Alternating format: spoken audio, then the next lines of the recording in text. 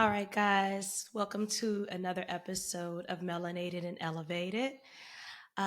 We are here to continue some just good discussions about mental health and specifically in the urban community. So, today we are talking a little bit about mindfulness and coping skills, and this is a direct continuation from the first episode that we did, which kind of laid the foundational concrete about mental health. And we kind of talked a little bit about two of the most common mental health disorders, anxiety and depression. And so I promised to come back with some psychoeducation about mindfulness and to give you some tools because it really is an amazing tool, to be honest. And so when we think about mindfulness, of course, we keep hearing it as this kind of catch-all, like this phrase. But how do we begin to really incorporate it into our day-to-day life? And how can it change our world for the better? I will tell you this, mindfulness is probably one of the most useful tools that I have seen and most transformative tools that I've seen since I've been doing this work of almost 20 years. And so, especially in times such as this, we live in a world that's extremely fast paced, right? We're juggling multiple things simultaneously, from scrolling through our social media and meeting deadlines and everything in between. But in the midst of all the chaos, how often do we truly live in the moment? And what does it look like to live in the moment? And so this is where mindfulness comes in. The answer to mindfulness is pretty simple. People can overcomplicate it. It is an ancient practice that has been utilized in the eastern parts of the world for a long time. Now, it doesn't have to look the way that it has been presented, I would say, in movies or things of that nature. So when we think about mindfulness 2023, mindfulness, for lack of better words, is just being fully present, completely immersed in the here and now, not overly reactive or overwhelmed by what's happening around you. It's about like kind of perceiving the world in its current state or how you are interpreting the world without a lot of judgment, shame, and bias on your part. So the beautiful part about mindfulness is it's not anything that's obscure or mystical. It's really a practical tool that can be incorporated into all aspects of your lives. So, some of the benefits that we will talk about a little bit more later on can range from reducing stress to boosting creativity or to sharpening our focus. So, let's think about how we really get started with mindfulness. So, as we talked about last week about depression and anxiety, I simply put, of course, it can be a lot more complicated than this, but simply put, depression can sometimes feel like you're living in the past, or you have a lot of guilt, hurt, shame, sadness about the past. Anxiety can almost feel like a fear of the future. But the thing about those two statements is that it's nothing that you can do about the past. And it's nothing you really can do about the future, to be honest. And if there is something that you can do about it, then it would be a better use of your energy utilizing that mental kind of gymnastics and figuring out what you can do to fix it. But if it's something that you really cannot fix or that you don't know if it's going to happen for sure or not, you're literally wasting a lot of mental energy worrying about things that you have very little control over. And so this is where mindfulness comes in at. So it can happen from the most mundane day-to-day experiences to the most profound things. Let's think about something as ordinary as drinking a cup of coffee, right? Some of us in the morning time, we're rushing through all the things, not really being proactive with our day, but being reactive. So everything is like at the last minute, rush, rush, rush. We get our coffee. and we're just gulping it down and just doing multiple things while we're actually drinking our coffee, probably telling the kids to come downstairs and all of that other, stuff that goes on in the day to day. But what if for a moment, instead of us gulping our coffee down, while we're looking at our phones, scrolling, checking emails, things of that nature, what if we just take a moment and literally feel the warmth of the mug in your hands, inhaling like the aroma of the coffee, and tasting each sip gradually and mindfully, and being present in that experience? This right here is a very simple example of mindfulness. But as we move on to that and we kind of think about mindfulness in a larger scale, kind of letting go of those past worries, future anxieties, and simply focusing on the now. Sometimes it can also look like allowing whatever emotions that we're experiencing a moment to resonate within us, and not necessarily leaning into the emotion as if it is the truth and being reactive, but maybe just allowing space for it to come into our awareness.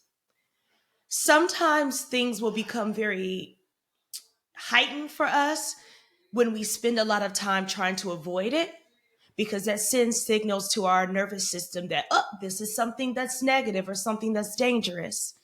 So that autonomic nervous system then starts kind of gearing up, getting ready to go. And we could be overreacting to something that doesn't even require all of that cortisol to be released and all of that. But thinking about mindfulness in terms of how it looks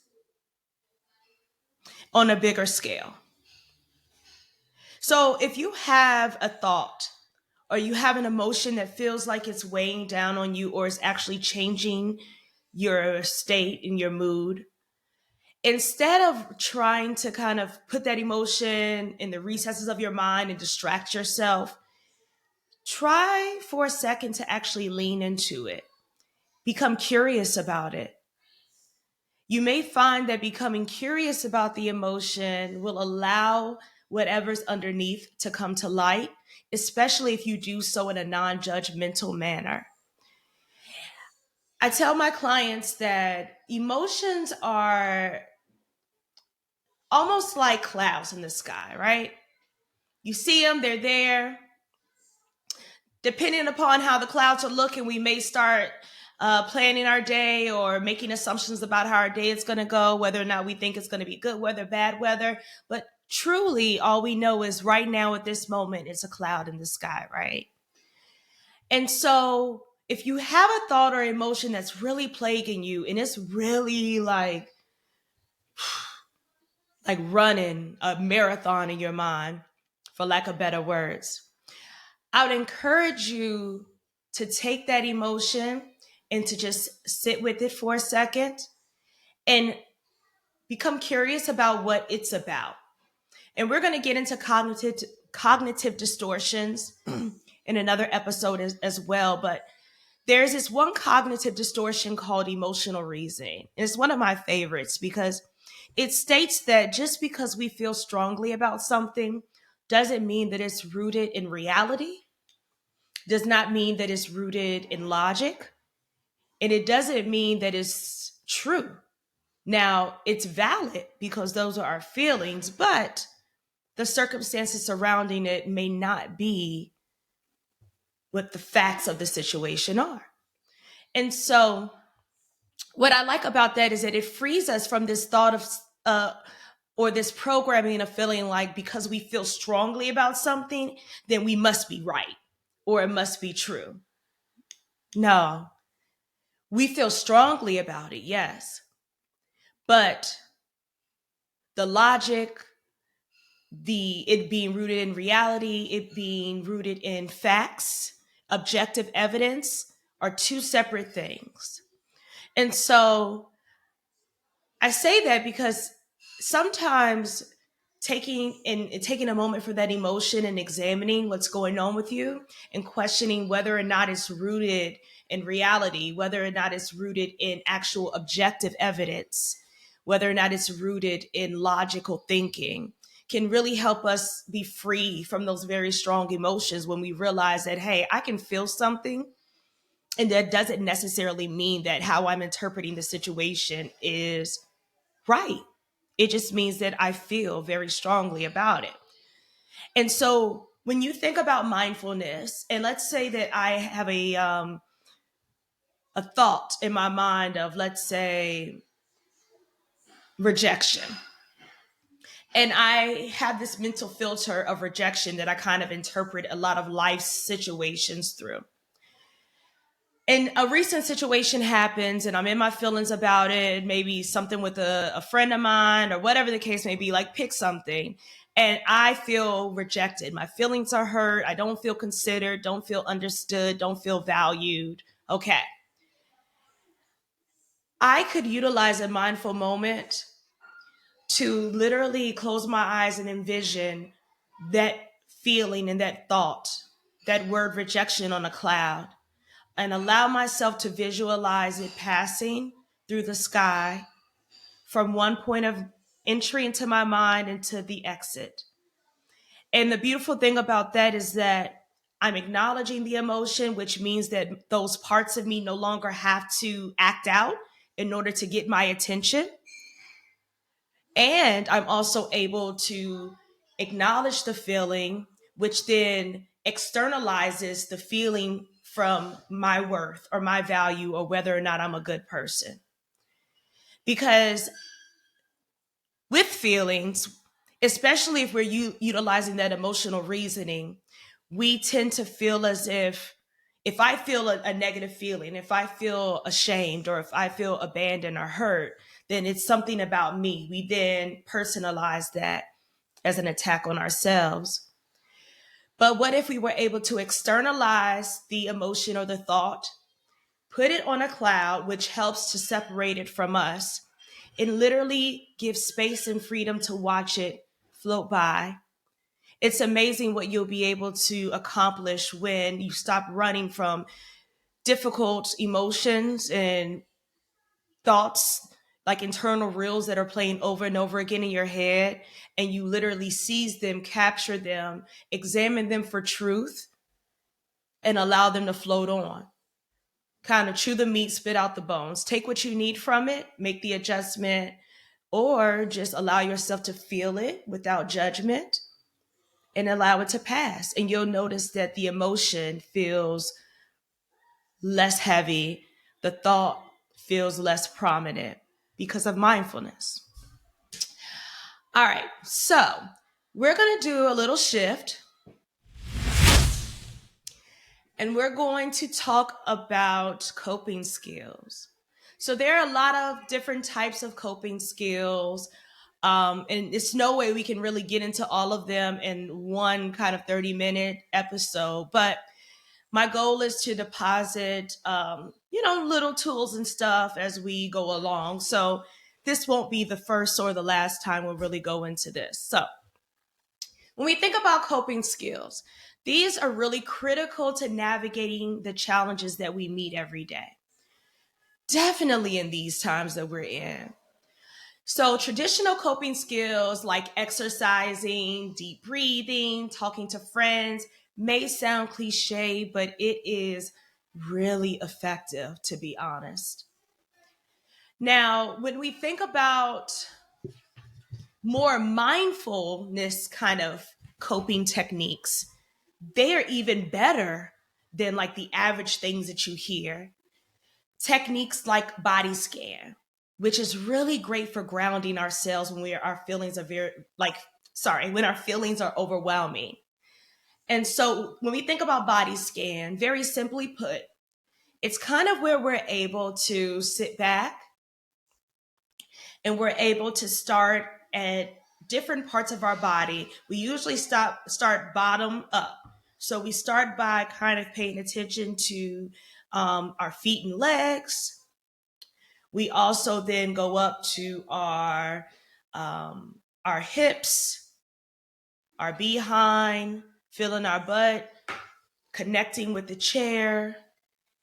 We then go into the chest, remembering that a lot of physical anxiety symptoms tend to occur in this stomach, chest, throat area. So, taking a look there to see if maybe there is some tension or anxiety built in there.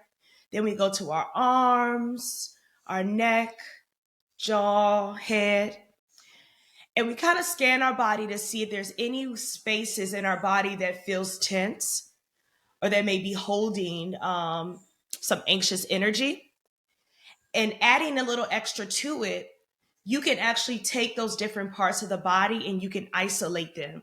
So if I wanted to focus on my feet, I would take and focus on my feet, focus my attention, and then I would, what's a good word for it?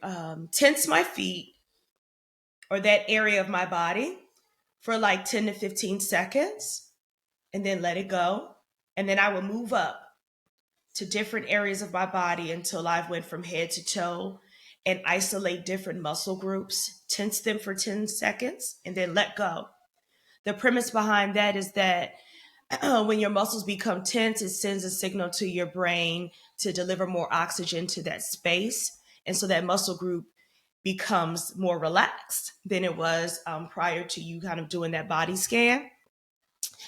Prior to you doing that, because we have concentrated, tensed that muscle group, and the brain has flooded oxygen and things of that nature to that muscle group. And it actually helps us to, induce a state of relaxation. Another thing that we can also do is like a mindfulness anchor. Finding something that you can focus on, touch, anything like that that can kind of bring you back into your body, bring you back into what's going on right now. Uh, this can be used during moments of stress, whether you have stress balls, things of that nature, and it can also be something that's inside of your mind, a scripture, a deep breath that you take, a meaningful quote, something like that. And so, again, thinking about mindfulness, and these are just some really like quick little things that I can drop off to you that would be really helpful.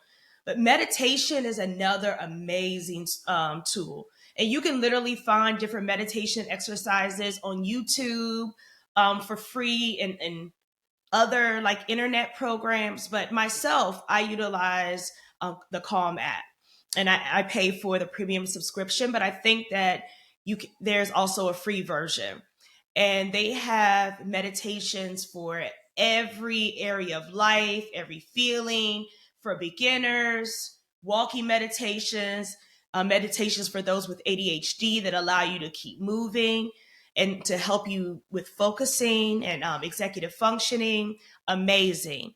But one thing I love about meditation and I want to share with you guys is that it's no right way to meditate. Sometimes we will stop ourselves from trying new things because we feel like it has to be perfect in order for us to start it, but it doesn't. So the beautiful thing about meditation is that each time, let's say you're focusing on your breath and you're focusing on the in breath where it connects and then goes to the exhale. And let's say your mind then goes to what you want to like eat for dinner later on. It's okay.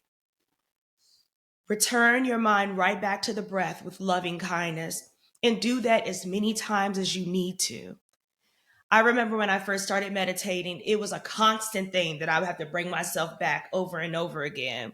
And even when I find myself like lacking and I don't do what I need to do for my self care, my mind will remind me of that because I'll again have difficulty focusing and I'll have to start over again with bringing my mind back to the breath or whatever my focal point is. But guess what?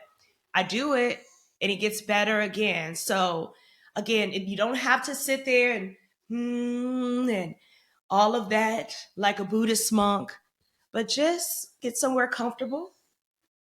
Allow your spine to be supported. Allow your butt to sit in the chair and allow you to feel the connection there. And take some deep breaths. So, I want to lead us really quickly in this breathing exercise that typically accompanies certain meditational exercises, and it's called 478. And I love it because, of course, as with a lot of the things that I will teach you, is scientific based. It's a reason why we have you doing the inhale for 4 seconds, holding the breath for 7, and then exhaling for 8. You may not be able to do 478 right now, especially if you're not used to doing breath work, and that's okay.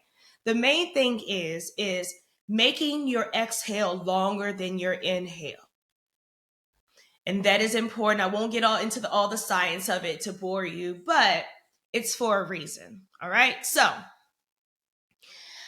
we're going to try this, and you may decide to save this and look at it later on and give it a try. But before you say nah and say it's weird or whatever, I'm not asking you to go cross leg on some mountaintop. No, just right here, right now. We're just going to practice it. Okay. All right. So 478. First and foremost, what I want you to do is you are invited to either close your eyes or fix your gaze at something. I may close my eyes or fix my gaze. I don't know. We'll see what happens. But all right. I'm going to have you breathe in through your nose for 4 seconds. Breathe in. 2, 3, 4. Hold. 2, 3, 4, 5, 6, 7. Breathe out slowly through your mouth. 2, 3, 4, 5, 6, 7, 8. One more time. Breathe in slowly. Make sure you fill up that abdominal cavity. Breathe in through your diaphragm. 2, 3, 4. Hold. Feel those ribs expanding. Continue to hold. And as you breathe out, we're going to have you purse your lips and breathe out slowly. 2, 3, 4, 5, 6, 7, 8. And what you'll do is you'll do this, I would say, maybe for about 5 minutes. Or you can even do like 5 sets of that if you're just getting started. And the beautiful part of that is that if you're breathing correctly, and it's really important to engage that diaphragm, feel those ribs expand, because what you're doing is that you're sending a signal to the amygdala through your vagus nerve, and you're saying, "Hey, okay, you can turn on my relaxation response. It's all good. I'm safe," and you'll honestly feel relaxed. And so again, this may take a little practice. Don't give up. Practice makes perfect, but just remember, make the exhale longer than the inhale, okay? All right. So, we're going to kind of talk a little bit. I was going to mention some things about reframing, but I think I'm going to save that maybe for us talking about the cognitive distortions. I don't know when I may do that episode, because I want to go ahead and get the episodes out that I had with Sean earlier when we did the live this week. So how that's going to look, I'm going to break up the 2-hour live that we did into like 4 episodes, and episode 3 part 1, I guess, will be dropping next Sunday, but we'll get to all of that. All right. So let me make sure that I've got everything. I think that may be it. All right. So again, guys, remember, I am a therapist, but I am not your therapist. Whatever I say here, it does not solely express the opinions of every therapist, every Black therapist, or even a Phoenix Rising CC, which is my my business. I'm just Kia here trying to see how I can spread some good information that may help us and help to like demystify therapy because, yeah, this is kind of what it looks like, but uh, not as I would say boring or informational. It's going to be a lot more relational and being able to talk, share your thoughts, and receive some good tips, right? So, again, put these tips in your toolkit. If you are finding yourself in the midst of a mental health emergency, please dial 911, head to your nearest emergency room or your local community services board. Oh, my quote of the day that I need to end with. I should have had this pulled up. My apologies. And I'm on live, so yeah. Mm-mm-mm. Okay. So the quote of the day was freedom has no ego to defend. I love this quote because a lot of us, myself included, we waste a lot of time in life defending things to people that are just committed to misunderstanding, worrying about what people say about us, what they think about us, making sure that people understand the reasons why so that they don't think that we're bad people and making sure our side gets out and our version is heard. But I think real freedom comes when you know yourself enough and you have done enough work and have enough self-awareness to understand that even when you don't make the best decisions, it's not from a place of malice and it's from a place of pure intent, understanding yourself. And so the opinions of other people, those darts that they try to shoot, it doesn't sink in as deeply, right? Because you understand who you are and you have a strong sense, a core sense of identity. And so I love the fact that in thinking about this and what freedom looks like, we release ourselves from that bondage of feeling like we have to be liked, be understood, be accepted. Is it nice to feel those things? Yes. But true freedom comes when you realize that it's less ego and more intention, more love, more light. And so in that process, you know that there's still going to be people that don't like you, that don't agree with you, that's going to have something to say. But it doesn't impact you as much because your ego is already conquered. When you conquer yourself, you conquer the world. So just remember that your biggest competition is you. All right? You guys have an amazing day. I'll see you next week. Be good. All right. Bye bye.